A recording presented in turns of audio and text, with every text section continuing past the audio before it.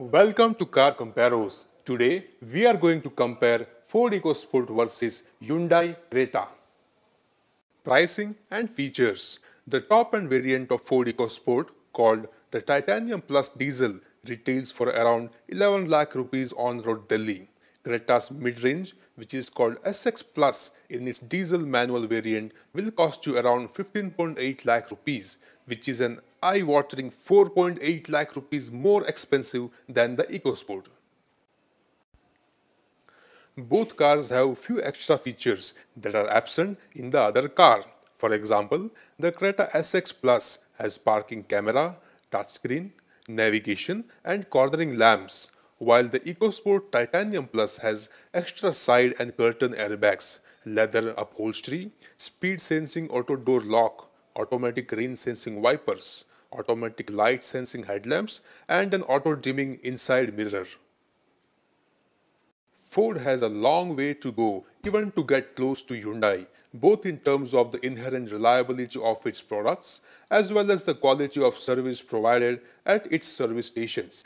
Although things have improved with the EcoSport compared to the Ford's older models, the quality and durability is still a notch below than that of Hyundai's. Ford's dealership are also improving steadily, but the parent company does not have the vice-like grip that Hyundai has over its touchpoints. Ford's network reach with its 300 odd outlet is also no match to Hyundai's reach with over 800 touchpoints. However, Ford's service cost is now quite competitive within each of the segments it competes in, whereas Hyundai's are becoming increasingly expensive to service day by day.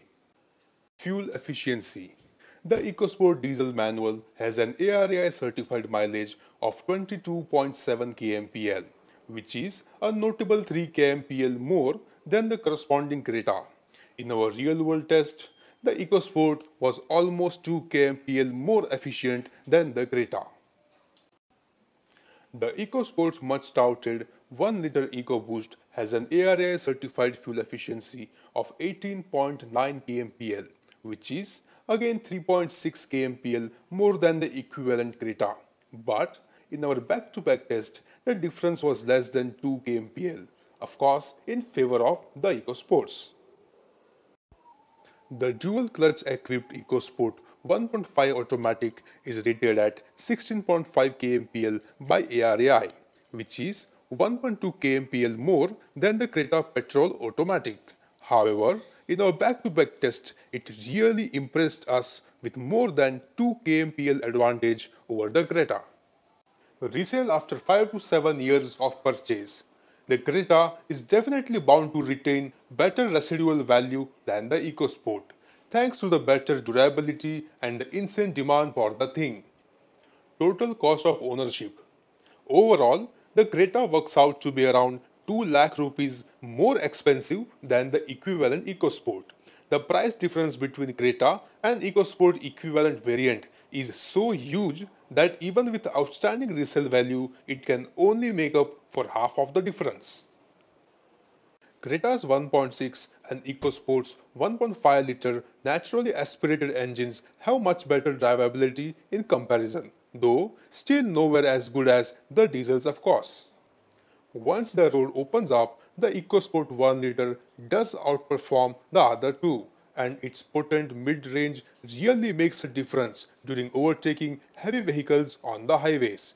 But for the day-to-day commuting, the automatic variant makes way more sense. EcoSport's cutting-edge DSG transmission is far superior than Creta's conventional automatic in every aspect imaginable, be it the smoothness of transition, speed of gear shifts, or response under kickdown. And now, the review on diesel engines.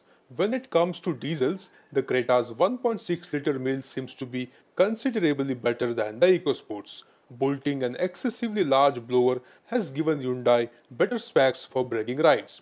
But in reality, a big blower requires lots of revs to spool up, and until it does, there's a plenty of turbo lag to suffer, which results in painful city commutes. EcoSport's engine, on the other hand, is perfectly judged.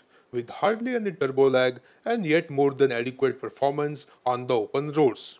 Both engines deserve an honorable mention for being one of the most refined and rev-happy diesel mills in the business. Space and comfort. In spite of Creta being bigger on the outside, it is no more spacious than the EcoSport on the inside. Both cars have adequate space for 5 adults and more or less similar legroom, knee room and elbow room. The only advantage the Creta has over the EcoSport is an extra 50 liters of boot space. However, the Creta's interiors feel far more luxurious and well built compared to that of EcoSport. The quality of materials and fit and finish feels way better than the EcoSport.